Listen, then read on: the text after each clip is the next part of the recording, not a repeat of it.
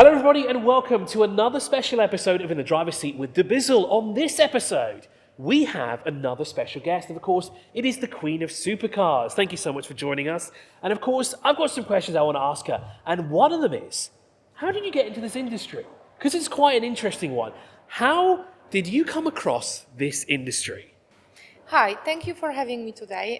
This is a very good question. I believe that everything you do in life, if you want to succeed and if you want to take it farther, you have to be very passionate about it. So the passion for supercars started a long time ago when I was a small girl and I've seen Lamborghini Diablo. It was yellow until now. I remember, the smell, because these are the real deal cars, like a proper petrol engines that we are probably slowly missing these days. So I just said to myself, I'm going to have this car one day. Obviously, it's not going to be Diablo, but I want to have a Lamborghini. And it did happen. I actually got my first Lamborghini Huracan here in UAE, and it was a yellow Huracan. So yeah, the passion started a long time ago. I always loved to play all the PlayStation car game like Gran Turismo and GTA, for example. Not a very car game, but something car related. Yes.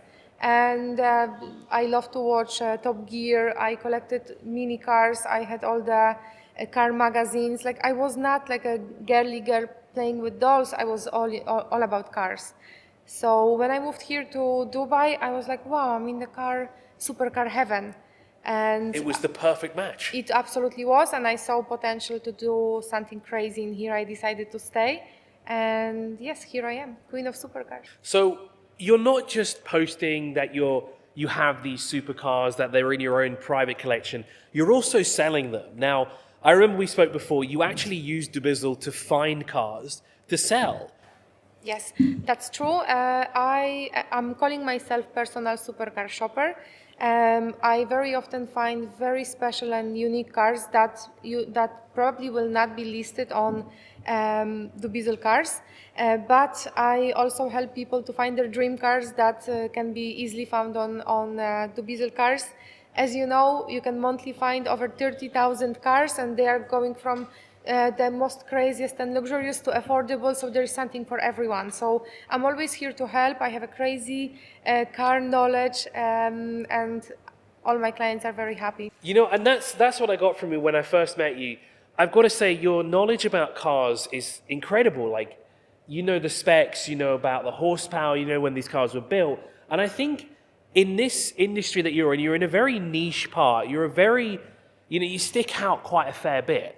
Because usually when you talk to women, they know about cars, but they don't know as much as someone like you do. And I think that really helps when it comes to selling a car, because it gives people and buyers that extra validation that they know they can trust you. Yes, correct. Yeah, absolutely. So I wouldn't like to do something, like you said, that I don't know much about. I think that in life you have to continuously learn and study. And like these days we have crazy tools, like, when it comes to socials, you can really watch other people. I love to watch other big supercar influencers. I admire everyone, and I'm always happy to see everyone succeed.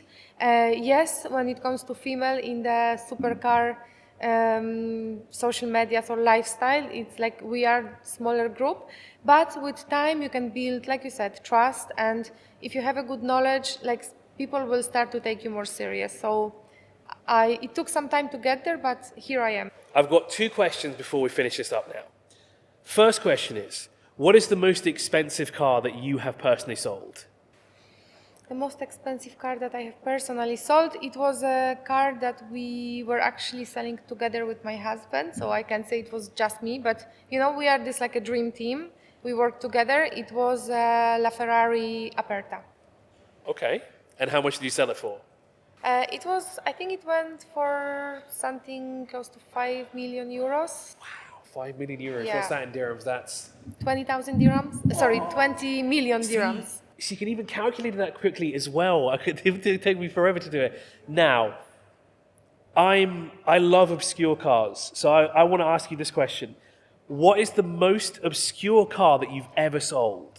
Obscure car. Because obviously, I can imagine you're going to have a lot of buyers that they may not want a LaFerrari Aperta. They might not want a Huracan STO. They might want something a bit different, something that's not really mainstream, not very well known.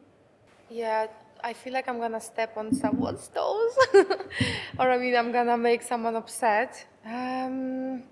It's hard to say. Obscure car. Let me think. I think it would be Tesla. Okay, fair enough. Yeah, that's. I mean, and because personally, it's absolutely not my car.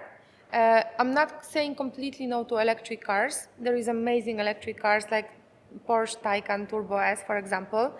Love it. But yeah, in my opinion, Tesla is just not the most beautiful car. No, fair enough. Everyone has their own opinions. You will not see me driving one. I'm sorry. Sorry, Tesla.